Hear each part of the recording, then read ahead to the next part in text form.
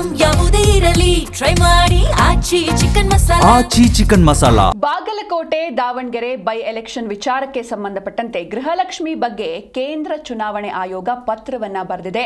ಮುಖ್ಯ ಕಾರ್ಯದರ್ಶಿ ಶಾಲಿನಿ ರಜನೀಶ್ಗೆ ಸಿಇಸಿ ಪತ್ರವನ್ನ ಬರೆದಿದೆ. ಹಣವನ್ನ ರಿಲೀಸ್ ಮಾಡದಂತೆ ಕೇಂದ್ರ ಚುನಾವಣಾ ಆಯೋಗ ಸೂಚನೆಯನ್ನ ನೀಡಿದೆ. ಬಿಡುಗಡೆ ಆಗಿದ್ರೆ, ಅಕಸ್ಮಾತ್ ಆಲ್ರೆಡಿ ಬಿಡುಗಡೆ ಆಗಿದ್ರೆ ಅಧಿಕಾರಿಯ ಮಾಹಿತಿಯನ್ನ ನೀಡಬೇಕು ಅಂತ ಪತ್ರದಲ್ಲಿ ಉಲ್ಲೇಖಿಸಲಾಗಿದೆ.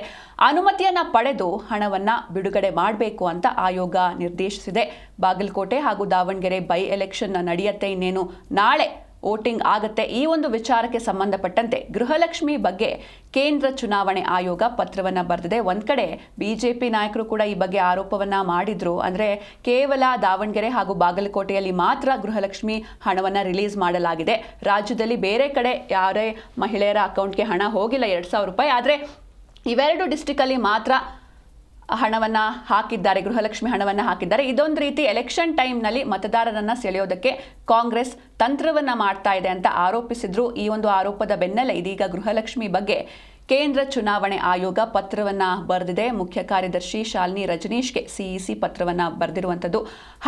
ಹಣವನ್ನ ರಿಲೀಸ್ ಮಾಡದಂತೆ ಕೇಂದ್ರ ಚುನಾವಣಾ ಆಯೋಗ ಸೂಚನೆಯನ್ನ ನೀಡಿದೆ. ಅಕಸ್ಮಾತ್ ಏನಾದರೂ ಆಲ್ರೆಡಿ ರಿಲೀಸ್ ಆಗಿದ್ರೆ ಅಧಿಕಾರಿಯ ಮಾಹಿತಿಯನ್ನು ನೀಡಬೇಕು ಅಂತ ಪತ್ರದಲ್ಲಿ ಉಲ್ಲೇಖಿಸಲಾಗಿದೆ. ಅನುಮತಿಯನ್ನು ಪಡೆದು, ಪರ್ಮಿಷನ್ ಪಡೆದು ನೀವು ಹಣವನ್ನು ರಿಲೀಸ್ ಮಾಡಬೇಕು ಅಂತ ಆಯೋಗ ನಿರ್ದೇಶನವನ್ನು ನೀಡಿದೆ. ಅಂದರೆ ಎಲೆಕ್ಷನ್ ಇದೆ, ಬೈ ಎಲೆಕ್ಷನ್ ಇದೆ, ಹೀಗಾಗಿ ಇದು ವೋಟರ್ಸ್ನ ಮಿಸ್ಲೀಡ್ ಮಾಡಬಾರ್ದು. ದುಡ್ಡು ಹಾಕಿ, ಅಂದರೆ ಇಲ್ಲಿವರೆಗೂ ರಿಲೀಸ್ ಆಗಿರಲಿಲ್ಲ ಕೆಲವೊಂದಿಷ್ಟು ಕಂತುಗಳ ಹಣ. ಹೀಗಾಗಿ ಈಗ ಸಡನ್ ಆಗಿ ಎಲೆಕ್ಷನ್ ಬಂತು ಅಂತ ನೀವು ರಿಲೀಸ್ ಮಾಡೋಕ್ಕೆ ಹೋಗಬಾರ್ದು. ಇದರಿಂದ ವೋಟರ್ಸ್ ಡೈವರ್ಟ್ ಆಗುವಂಥ ಚಾನ್ಸಸ್ ಕೂಡ ಇರುತ್ತೆ.